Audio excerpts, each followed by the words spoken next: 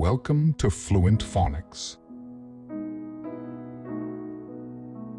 Today we will focus on mastering the pronunciation of the word room. Room. Room. Room.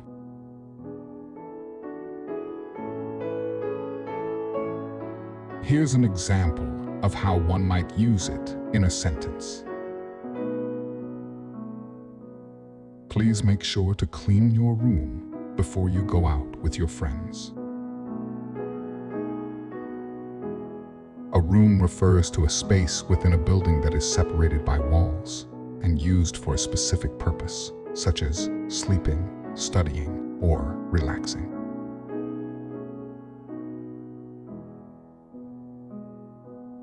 Thank you for your time. If you enjoyed this, please like and subscribe for further content.